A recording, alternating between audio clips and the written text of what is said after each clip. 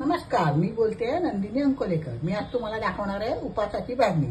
त्याच्यापासून आपण थालीपीठ करू शकतो, उपासासाठी पकोडे करू शकतो, भजी करू शकतो। चला तर बघूया आपण त्याच्यासाठी काय काय साहित्य लागतं ते। उपासाच्या भाजणीसाठी लागणारं साहित्य हे 3 वाट्या तांदूळ, मी वरीचे तांदूळ आहेत। हे वरीचे तांदूळ मी स्वच्छ धुवून रात्रभर वाळत घातलेले आहेत। हे 3 वाट्या तांदूळ आहेत वरीचे। 1.5 वाटी साबुदाणा घेतला आहे आणि पाऊण वाटी राजगिरा घेतला आहे आणि यांचे सगळ्यांचे माप या ग्लासने घेतलेलं आहे। तुम्ही कोणतंही एक माप ठरवा आणि त्याप्रमाणे घ्या आणि अर्धा टेबलस्पून जिरा घेतलेला आहे। आता हे आपण सगळे एक एक करून भाजायचं आणि मी तुम्हाला दाखवते। त्यासाठी मी कढई गरम ठेवली। आपण पहिल्यांदा राजगिरा भाजूया। एकदम बारीक गॅस ठेवायचा, कारण राजगिरा एकदम छोटा असल्या कारणाने तो लवकर भाजण्याचे जळण्याचे चान्सेस असतात। त्याच्यामुळे एकदम बारीक गॅसवरती हा आपण भाजायचा। आता एक एक करून मी तुम्हाला सगळं भाजताना दाखवते।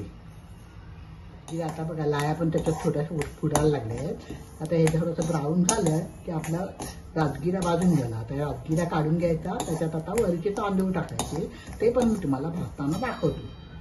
काढून घेतला। आता वरीचे तांदूळ 3 कप आहेत ना, तर 2 गॅसमध्ये मी भाजते।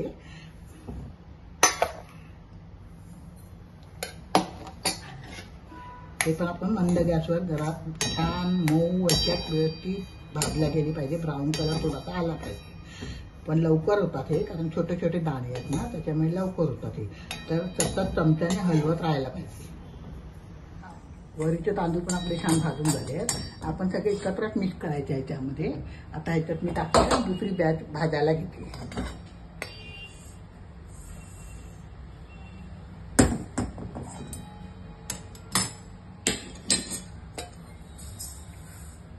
हे पण आपण असे छानपैकी भाजून घेऊया।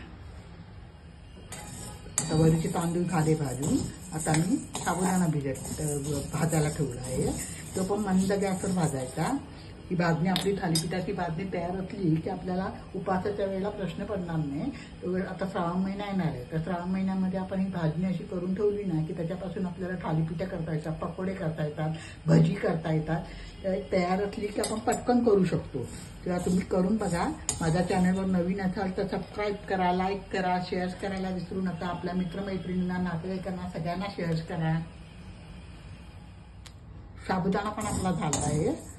आता आपण हे सगळं मिक्स करूया आणि कोमट झाल्यानंतर ते मिक्सरला लावायचं। चला तर आता थोडं कोमट होऊ द्यायचं आणि मग मिक्सरला लावायचं। आणि आता या गरम कढईमध्ये मी जिरं टाकून ठेवते, म्हणजे तेवढ्या गरमीमध्ये ते जिरं होऊन जातं। जिरं पण आपण भाजायचं आहे।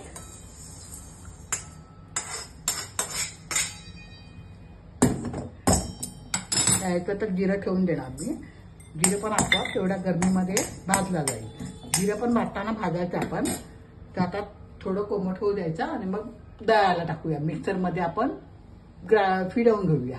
आता भाजणीचं सगळं साहित्य आपण व्यवस्थित भाजून घेतलेलं आहे। आता हाताला लागेल इतकं कोमट झालेलं आहे। तर आता हे आपण मिक्सरला बारीक करून घ्यायचं। आपण घरघंटीवर पण करू शकता किंवा गिरणीमध्ये पण देऊ शकता। तर गिरणीमध्ये दिलं तर दुसरा पीठ पण त्याच्यामध्ये थोडंसं मिक्स होण्याची भीती असते, त्याच्यामुळे आपण घरी केलं तर जास्ती बरं। आता मी मिक्सरला थोडं थोडं करून पीठ करून घेते। आता पीठ करून घेतलंय, एकदम बारीक पण नाही आणि एकदम जाड पण नाही, असं थोडंसं रवाळ्यापेक्षा पण बारीक थोडंसं असं मिक्सरला पीठ करून घ्यायचं। आता आपण ते एका भांड्यामध्ये काढून घेऊया, दुसरा लाट टाकूया मिक्सरला बारीक करायला। नक्की टाका किंवा किचनचा टॉवेल टाका, आणि याला थोडंसं गरम असल्या कारणाने घाम यायची भीती असते, मग आपली पीठ भाजणी राहणार नाही बरोबर, म्हणून असं पेपर नॅपकिन टाकला तर जास्ती चांगलं।